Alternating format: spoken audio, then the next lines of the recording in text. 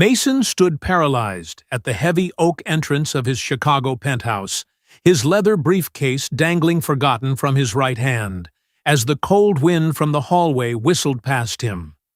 The silence was the first thing that hit him, a silence so thick and unnatural that it felt like a physical weight pressing against his eardrums, causing his heart to skip a jagged beat.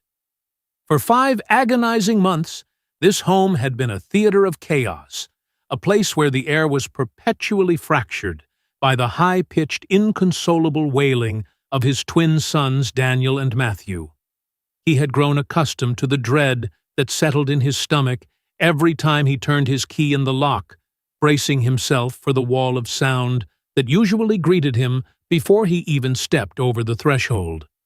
But today, there was nothing but the faint, rhythmic hum of the refrigerator and the distant, muffled sounds of the city traffic 70 stories below him, leaving him breathless and terrified. The meeting in the heart of downtown Chicago had been an absolute catastrophe, a whirlwind of sharp words and missed opportunities that had left Mason feeling hollow and utterly defeated. He had spent 3 hours sitting in a glass-walled boardroom, staring at spreadsheets he couldn't focus on, while his mind raced back to the apartment where he knew 2 infants were screaming themselves hoarse. Every 5 minutes, he had compulsively checked his phone, expecting a frantic call from the latest nurse. He had hired a woman with 20 years of experience who had looked ready to quit after only 4 hours. He had driven home well above the speed limit, his knuckles white against the steering wheel, fueled by a cocktail of professional failure and paternal guilt, only to find this terrifying, impossible stillness. He dropped his briefcase on the marble floor of the corridor, the thud echoing like a gunshot in the quiet, and began to move toward the kitchen with hesitant, trembling steps. As he rounded the corner, his breath caught in his throat, and he stopped dead in his tracks, his eyes wide with a mixture of confusion and a primal defensive instinct. A young woman he had never seen before in his life was standing at the granite island, her back turned to him as she moved with a grace that seemed entirely out of place in his frantic world. She was wearing a simple, crisp blue uniform with white trim, and her dark hair was gathered into a neat high bun that exposed the slender line of her neck. What made Mason's heart stop, however, was the sight of his 2 sons, Daniel and Matthew, physically bound to her body in soft gray fabric wraps that looked like cocoons of safety. One baby was nestled tightly against her chest, his small head resting just below her chin, while the other was secured against her back, his chubby cheek pressed firmly against her shoulder blade. The stranger was humming a low, melodic tune that Mason didn't recognize, a sound so soothing it seemed to vibrate through the very floorboards of the kitchen. She was expertly dicing vegetables with one hand, her movements slow and deliberate, while her other hand instinctively reached up to pat the small bottom of the infant on her chest. Mason watched mesmerized and horrified as Daniel's blue eyes remained wide open, tracking the movement of the knife with a quiet curiosity he had never shown before. Matthew, on the other hand, was deep in a sleep so profound that his little chest moved with a slow, rhythmic ease that Mason hadn't witnessed since the day they brought them home from the hospital. The sheer peace of the scene was so overwhelming that Mason felt a sudden sharp sting in his eyes, a realization of how much he had failed to provide this very thing for them. It took 3 agonizing attempts for Mason to find his voice, his throat feeling as though it were filled with dry sand and the remnants of his shattered pride. "Who are you?" He finally managed to croak out the words, sounding harsh and intrusive in the serene atmosphere of the sun-drenched kitchen. The woman spun around quickly, her eyes widening in surprise as she instinctively tightened her hold on the baby at her front, the kitchen knife still held carefully in her hand. For a long, tense moment, they simply stared at each other, the successful businessman in his expensive rumpled suit, and the mysterious woman who had somehow achieved the impossible in his absence. She looked young, perhaps in her early 20s, with a warm olive complexion and a gaze that held a strange, quiet confidence that Mason found both intimidating and deeply comforting. "Mr. Martins," she said, her voice a soft, steady contralto that immediately seemed to lower the tension in the room, though Mason remained rooted to the spot. She placed the knife down on the cutting board with meticulous care and turned her full attention toward him, her expression shifting from alarm to a gentle professional calm. "I am so sorry. I didn't hear you come in over the sound of the running water and my own humming. I didn't mean to startle you in your own home." Mason blinked his mind, struggling to process the reality of a stranger standing in his kitchen with his children strapped to her like precious cargo children who were usually screaming at the top of their lungs. He looked at Daniel, who merely blinked back at him, and then at the woman whose presence felt like a sudden, unexpected anchor in a stormy sea. "I didn't hire you," Mason said, his voice regaining some of its usual authority, though it was undercut by the sheer exhaustion that had been his constant companion for months. "I have a nurse, a woman named Mrs. Gable, who was supposed to be here until at least 6 in the evening, and I certainly didn't authorize a stranger to be holding my sons." He took a step forward, his eyes narrowing, as he tried to understand how this person had gained entry into his high-security building and into the lives of his most precious vulnerabilities. The woman didn't flinch or look away. Instead, she adjusted the wrap around her waist with a practiced hand, ensuring the babies remained perfectly snug and supported against her warm, steady body. There was no guilt in her eyes, only a transparent honesty that made Mason's anger feel misplaced and strangely hollow in the face of his son's newfound tranquility. "Mrs. Hannah Snyder sent me," she explained calmly, and the mention of the name caused the remaining air to leave Mason's lungs in a long, ragged hiss of realization. Hannah was the mother of Scarlett, his ex-wife, a woman who had walked out of this apartment 4 months ago with a single suitcase claiming she couldn't handle the crushing weight of motherhood. Hannah had blamed Mason for everything, accusing him of being a cold workaholic who had pushed her daughter to the breaking point, and they hadn't spoken a single word since the day the divorce papers were served.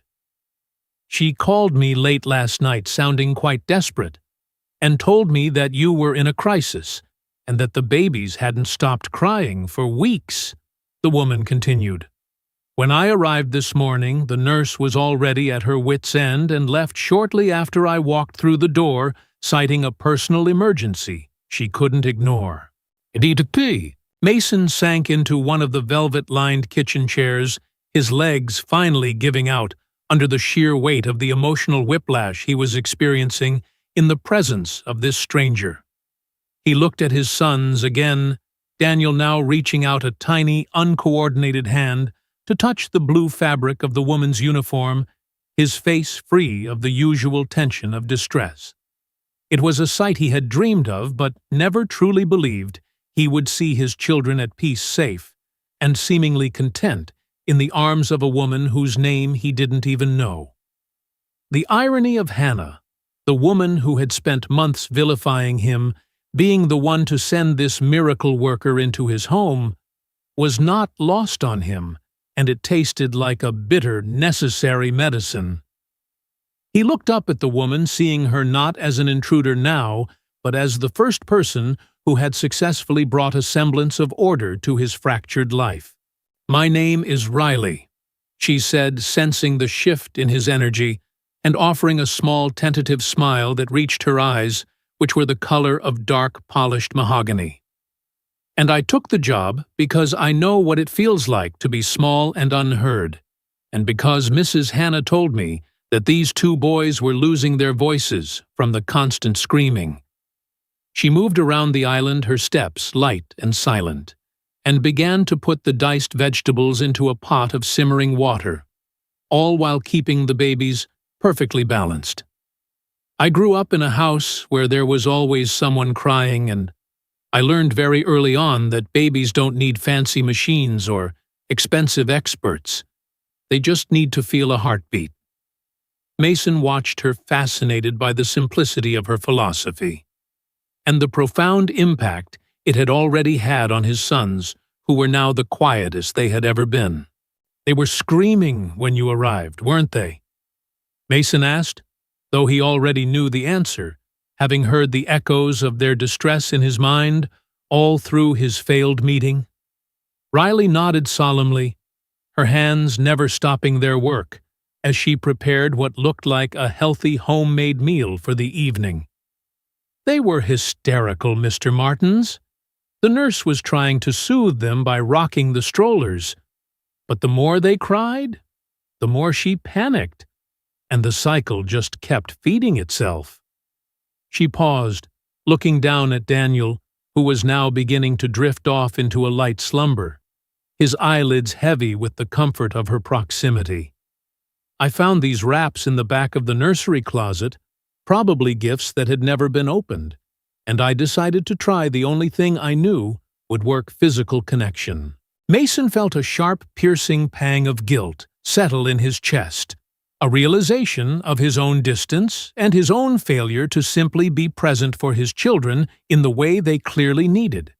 He had spent thousands of dollars on the best cribs, the most advanced sound machines, and the most highly recommended nurses in the state of Illinois, thinking that money could solve the problem of their pain. He had approached fatherhood like a business merger, trying to optimize every variable, while forgetting the most basic human element of all: the need for touch and the reassurance of another person's presence. He looked at Riley, a woman who had nothing but her time and her compassion, and saw that she had provided more in 6 hours than he had provided in 5 long, grueling months of struggle. The silence in the apartment wasn't terrifying anymore. It was a sanctuary, a sacred space that Riley had created with nothing more than her own body and a simple gray fabric. "I didn't know," Mason whispered, his voice cracking, as he looked at the small, peaceful faces of his sons, feeling like a stranger in his own fatherhood. "I thought I was doing everything right by hiring the best people, by making sure they had every material thing they could possibly ever need." Riley stopped her work and looked at him, her expression softening with a deep intuitive empathy that seemed to bridge the gap between their very different worlds. "You were doing what you knew how to do, Mr. Martins. You were trying to protect them the only way you understood, but babies don't care about your bank account or your titles."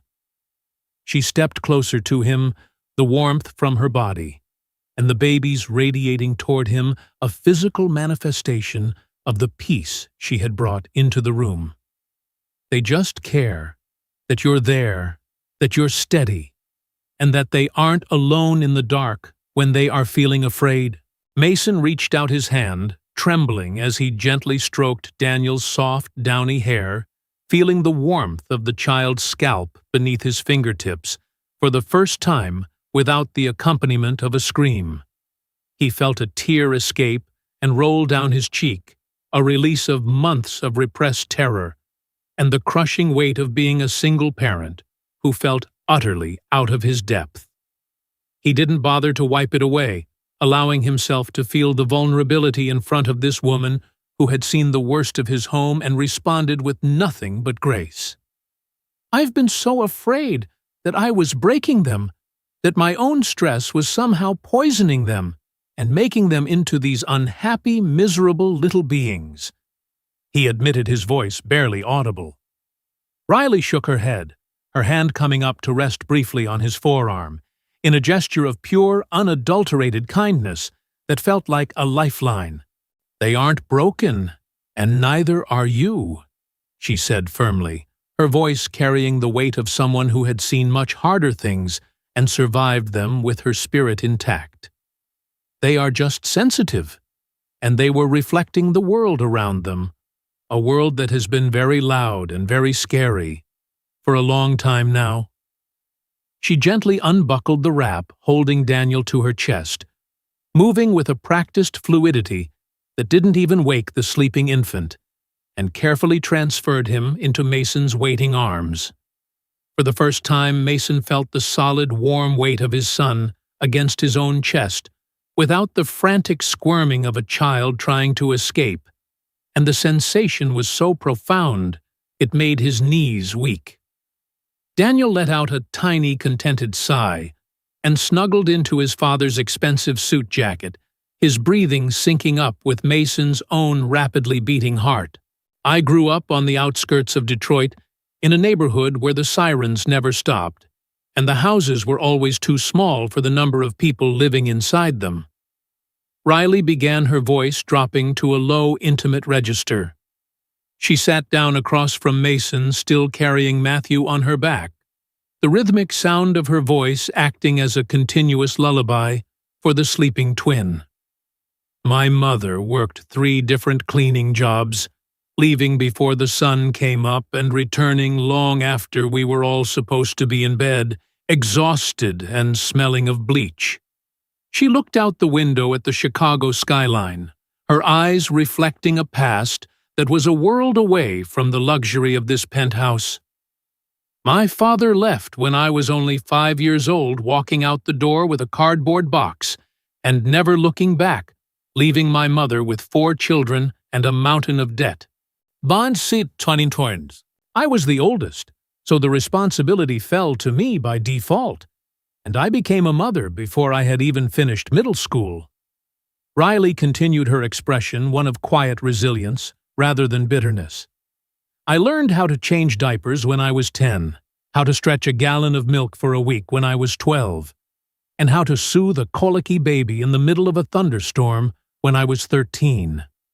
She looked back at Mason, her gaze steady and unwavering, a woman who had been forged in the fire of necessity and had come out stronger for it. I missed out on a lot of things, Dance's friends, just being a kid, but I learned something that most people never do. I learned how to see the unspoken needs of another human being. She adjusted Matthew's position on her back, the movement so natural it was like a part of her own breathing, a testament to the years she had spent carrying the weight of her family. Mason listened, humbled by the sheer scale of the burden she had carried at such a young age, and realized how pampered his own struggles must seem to someone like her. He had grown up with every advantage, attended the best schools, and built a massive empire through sheer ambition. Yet he was standing here being taught the basics of humanity by a woman who had started with nothing. He looked at Daniel, who was now smiling in his sleep, a tiny, fleeting expression that felt like the most valuable thing Mason had ever owned. "How did Hannah find you?" he asked, genuinely curious how his mother-in-law, a woman of high society and rigid expectations, had come to know someone like Riley from the outskirts of Detroit. It seemed like a collision of 2 universes that should have never intersected, yet here they were in the middle of his living room, creating a new reality together. "My mother has been cleaning for a woman named Mrs. Lillian Vanderbilt for 15 years, and Mrs. Lillian is one of your mother-in-law's oldest and closest friends," Riley explained with a small, knowing smile. "They have tea together every Tuesday, and apparently Mrs. Hannah spent the entire last session crying about her grandsons and how much she regretted the distance between her and you." She paused, her voice softening, as she delivered the message that Hannah herself hadn't been able to say. "She told my mother that she felt she had failed her daughter and was now failing her grandsons by staying away out of pride and anger, and she asked if there was anyone who could help. My mother told her about me, about how I had just finished my certification as a pediatric caregiver, and was looking for a fresh start in a new city like Chicago." Mason felt a wave of complex emotions wash over him, relief, sadness, and a newfound respect for the woman he had considered his enemy for the past several months. To think that Hannah had been suffering in silence, watching from afar as his life crumbled, and had finally reached out in the only way she knew how, was a powerful testament to the bond of family. It made him realize that he wasn't the only one who had been lost in the wake of Scarlett's departure. They were all just drifting pieces of a broken vessel trying to find a way back to shore. She really did this for them. Mason whispered, his voice thick with emotion, as he looked at the ring on his finger that he still hadn't quite found the courage to take off. Riley nodded her hand, reaching out to touch Daniel's foot, her presence a bridge between the past and the future that Mason was only just beginning to see. "She loves them, Mr. Martins, and she told me that she wanted them to have the best chance at a happy life, even if she couldn't be the one to give it to them right now," Riley said gently. "She paid for my bus ticket here and gave me enough money for a month's rent in a small studio apartment, just so I could be here for these boys when the next nurse inevitably quit." Mason looked at her, truly seeing her for the first time, the strength in her shoulders, the kindness in her eyes, and the sheer unpretentious goodness that radiated from her entire being. He knew right then that he couldn't let her go, that she was the missing piece of the puzzle he had been trying to solve with all the wrong tools for far too long. He cleared his throat, his professional instincts kicking in even through his emotional haze, but this time they were tempered by a deep personal necessity. "I want you to stay." Mason said the words, coming out stronger and more certain than anything he had said in the boardroom earlier that afternoon. "I will pay you double whatever the previous nurses were making. I'll cover your transportation, your meals, and anything else you could possibly need to be comfortable here." He looked at her intently, his heart pounding in his chest, as he realized how much he was asking of this stranger who had already given him so much peace. "But more than that, I want you to teach me how to do what you do. I want to be the kind of father that my sons aren't afraid of, the kind of father they can actually lean on." Riley's eyes shimmered with unshed tears, and she offered him a smile that was so bright it seemed to illuminate the entire kitchen, making the expensive marble and gold accents fade into the background. The weeks that followed were a transformation for the Chicago penthouse, a slow, deliberate shedding of the cold corporate atmosphere that had defined Mason's life for so many years.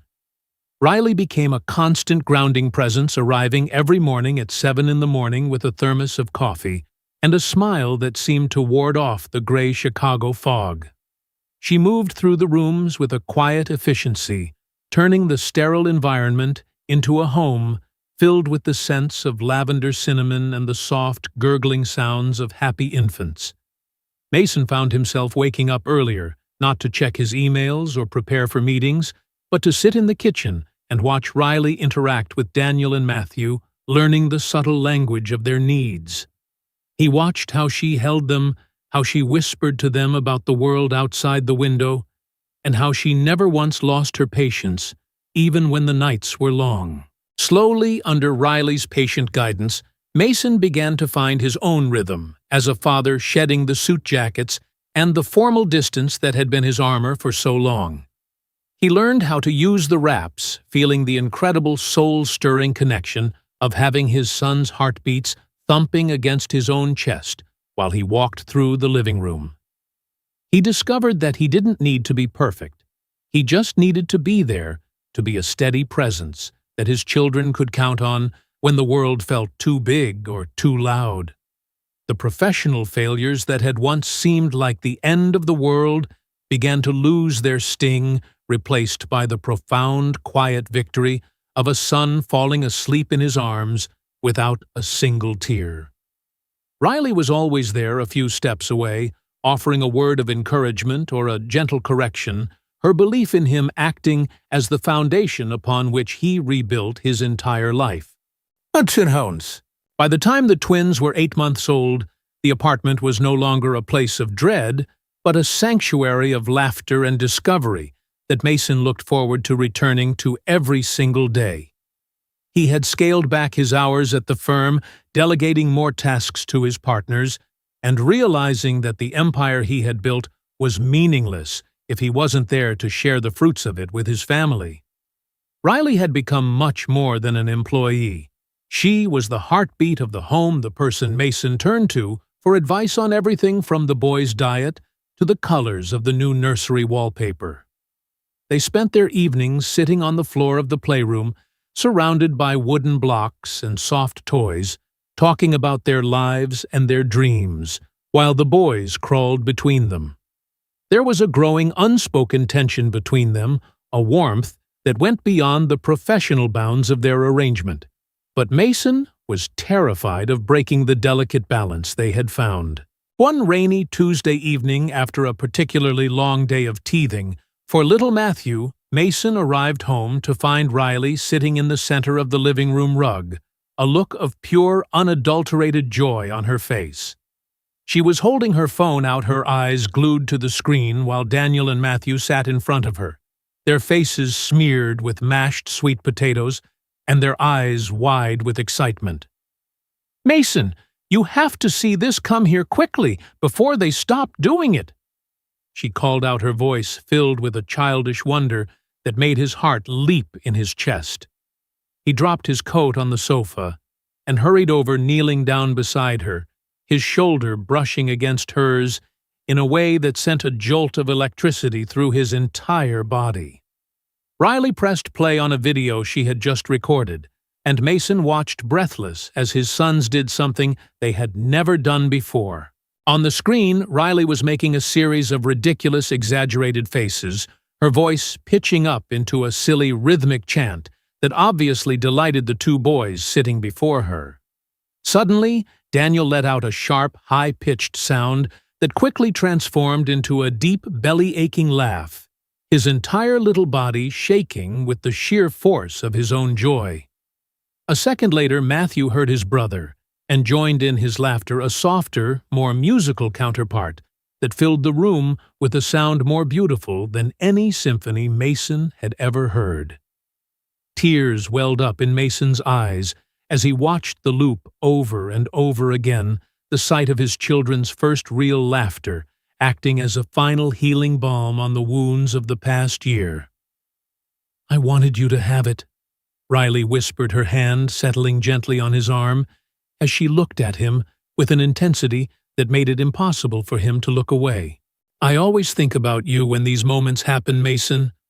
I know how much you've missed and how hard you're working to make up for it," she said, her voice trembling slightly with an emotion she was trying to keep in check.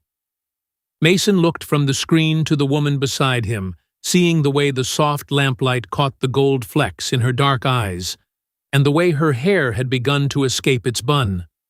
In that moment, the line he had been so afraid of crossing seemed like a distant, insignificant thing, a barrier that no longer had any right to exist between them. He realized that he wasn't just grateful to her for saving his sons.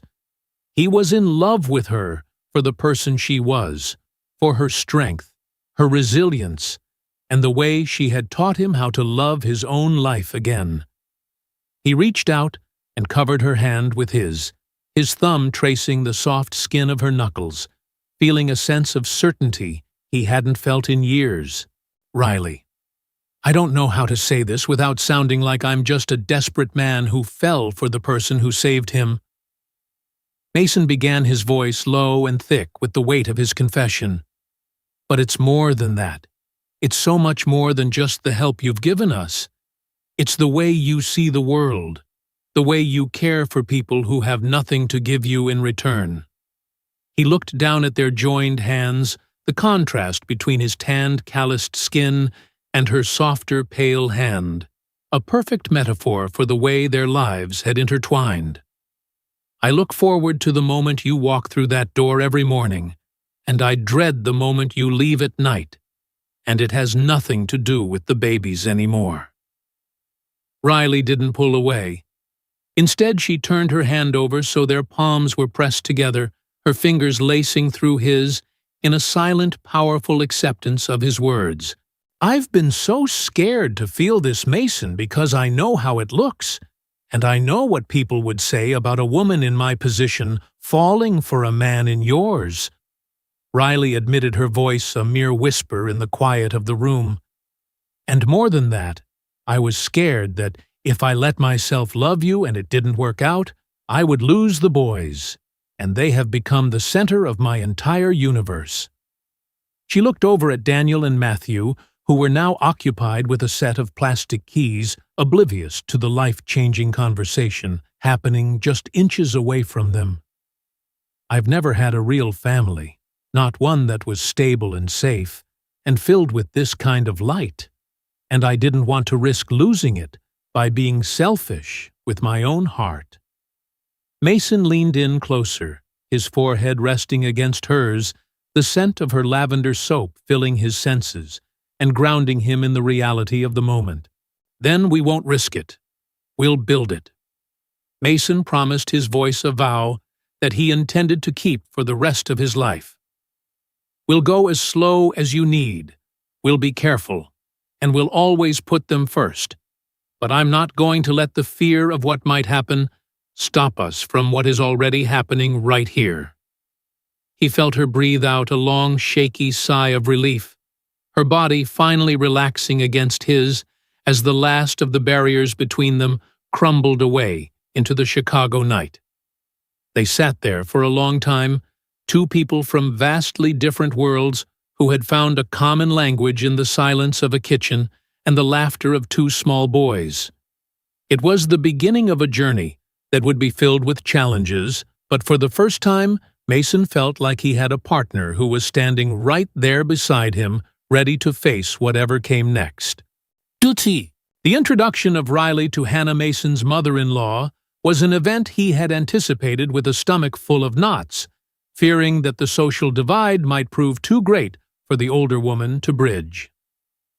They met on a crisp Sunday afternoon in October, the trees along Lakeshore Drive turning vibrant shades of orange and gold, reflecting the change that had taken place in all their lives.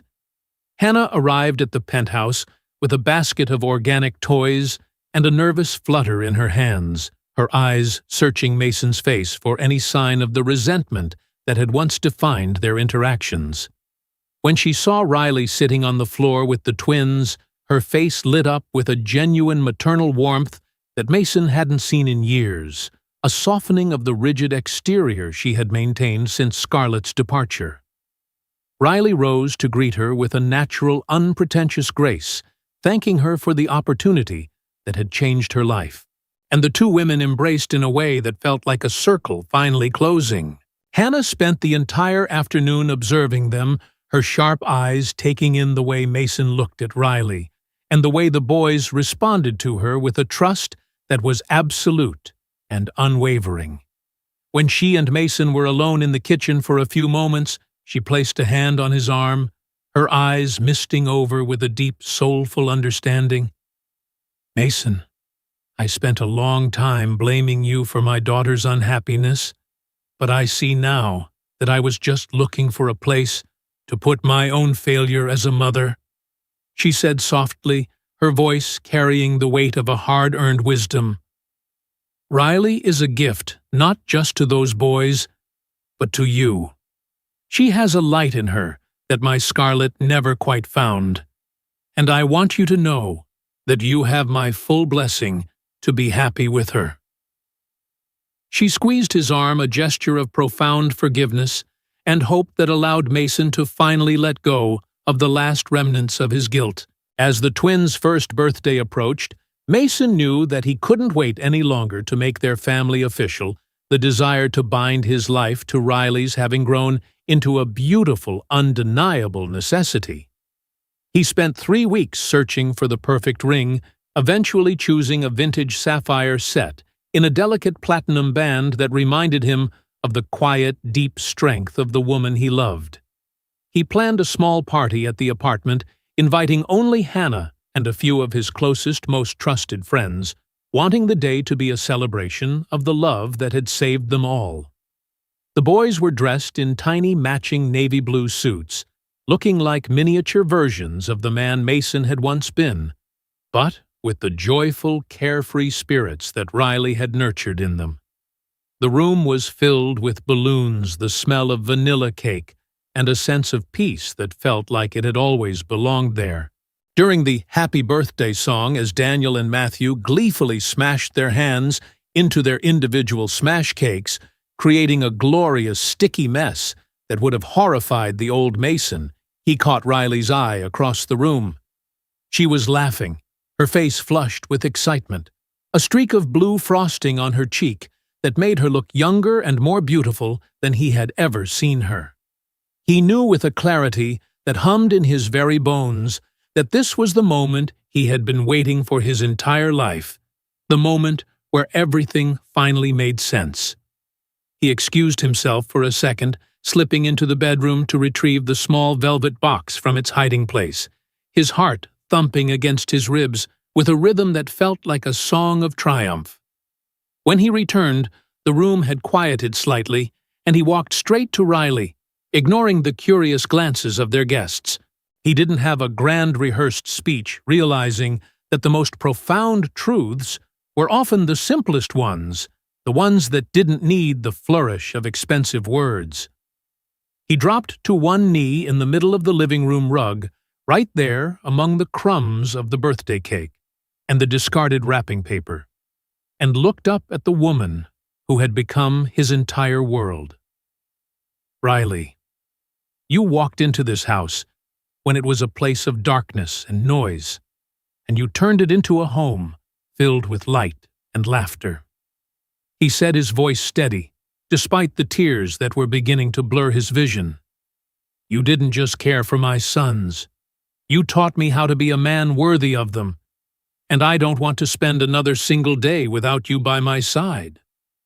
He opened the box, the sapphire catching the afternoon light, and saw Riley's hands fly to her mouth as she let out a soft, choked sob of joy. Will you marry me, Riley? Will you be the mother of these boys in every way that matters? And will you be my wife for the rest of our lives? The silence that followed was different from the terrifying silence of a year ago. It was a sacred, expectant hush that held the breath of an entire room.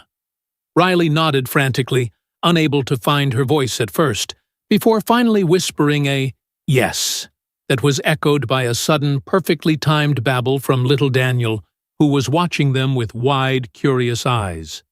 The room erupted into cheers and applause, but for Mason and Riley, it felt like they were the only two people in the world caught in a bubble of love that had been forged in the most unlikely of circumstances. He slid the ring onto her finger, a perfect fit, and pulled her into an embrace that tasted like sweet vanilla frosting and the promise of 1,000 tomorrows. Scene 14. The wedding was held 6 months later in the sprawling, flower-filled backyard of Hannah's estate in the suburbs of Chicago, a simple and elegant affair that reflected the genuine, unpretentious nature of their love. It was a beautiful spring day, the air smelling of fresh grass and blooming lilacs, and the sun shining down on them like a celestial blessing on their new beginning. Daniel and Matthew served as the world's most unpredictable ring-bearers, waddling down the aisle in tiny tuxedos, while clutching the velvet pillows as if they were their favorite stuffed animals. When Riley appeared at the end of the aisle in a simple flowing white dress that made her look like a vision from a dream, Mason felt his breath hitch in his throat, his eyes filling with tears of pure, unadulterated gratitude. They exchanged vows that spoke of patience, of heartbeat connections, and of the quiet strength that it takes to build a life out of the ruins of a broken one. As they stood under the floral arch, surrounded by the people who had supported them through their darkest hours, Mason realized that his life had been divided into two distinct eras, before Riley and after Riley. The man who had entered that kitchen a year and a half ago was a stranger to him now, a shadow of a person who had valued all the wrong things and had been drowning in his own isolation. Today, he was a husband, a father, and a man who understood that the greatest wealth in the world couldn't be measured in a bank account or a portfolio. He looked at Riley, his wife, and saw the reflection of the home they had built together. A home where every child was heard, every heartbeat was felt, and no one ever had to face the dark alone. They danced their first dance to the same low melodic tune Riley had been humming that first day in the kitchen, a song that had become the soundtrack of their shared salvation. 5 years later, Mason stood on the balcony of their new house, a warm and inviting home in a quiet Chicago neighborhood, where the sound of children playing was the dominant melody of the afternoons. He watched as Daniel and Matthew, now energetic and boisterous 5-year-olds, chased each other across the green lawn, their laughter ringing out like bells in the clear suburban air. Riley walked out to join him, leaning her head against his shoulder, as they watched their sons live the kind of carefree, joyful childhood that neither of them had fully experienced. The business was still successful, but it no longer defined Mason. Instead, it was the man who came home every evening at 5 to play soccer in the yard and read bedtime stories until his voice went hoarse, who truly mattered. They had navigated the challenges of marriage and parenting with a grace that came from knowing exactly what was at stake, their bond only growing stronger with every passing year. As I look back on the journey that brought us to this quiet, beautiful moment, I am struck by the profound realization that life's most transformative miracles rarely arrive with the fanfare of trumpets or the brilliance of lightning bolts. Instead, they often slip into our lives through the back door, disguised as a stranger in a simple blue uniform, or the sudden terrifying silence of a home that has forgotten how to be peaceful. For those of us who have lived long enough to see the seasons of our lives turn from the frantic heat of ambition to the cool, steady glow of reflection, we understand that the true measure of a man is not found in the empires he builds, but in the sanctuary he creates for those who depend on him. We spend so much of our youth chasing the loud, the shiny, and the expensive, thinking that we can buy our way out of the fundamental human needs for connection and belonging. We buy the best equipment, we hire the most prestigious experts, and we build walls of gold around our hearts, only to find that the cold wind still whistles through the cracks of our loneliness. But then, if we are very lucky, life humbles us. It strips away our pretenses and leaves us standing in our own kitchens, forced to face the reality that we are utterly out of our depth. It is in those moments of profound vulnerability, when our bank accounts are full but our spirits are empty, that we are finally able to see the wisdom that has been standing right in front of us all along. We learn that a baby doesn't need a specialist. He needs a chest to rest his head against, and a heartbeat to remind him that he is safe in a world that can often feel overwhelmingly large and frightening. We learn that a woman from the outskirts of Detroit, with nothing but the lessons of her own struggle, can possess a wealth of the soul that puts our corporate achievements to shame. It is a humbling truth to realize that the most important things we will ever do have nothing to do with our titles and everything to do with the way we hold the hands of the people we love when they are afraid. As we age, the noise of the world begins to fade, and we are left with the simple, crystalline essence of what truly matters. The quiet hum of a happy home, the shared laughter of a family that has weathered the storm together, and the knowledge that we are exactly where we are supposed to be. Life isn't about avoiding the pain or the screaming. It's about finding the person who will strap those burdens to their own body and walk through the fire with us until the peace returns. It's about the courage to let go of our pride, to admit that we don't have all the answers, and to allow a stranger to teach us how to breathe again. In the end, we are all just children looking for a heartbeat to lean against, and when we finally find it, we must hold on with everything we have, because that connection is the only thing that will ever truly endure. Mason looked down at his wife, then out at his sons, and finally understood that the greatest success of his life wasn't the penthouse or the firm, it was the beautiful, messy, heartbeat-filled reality of the family that love had built.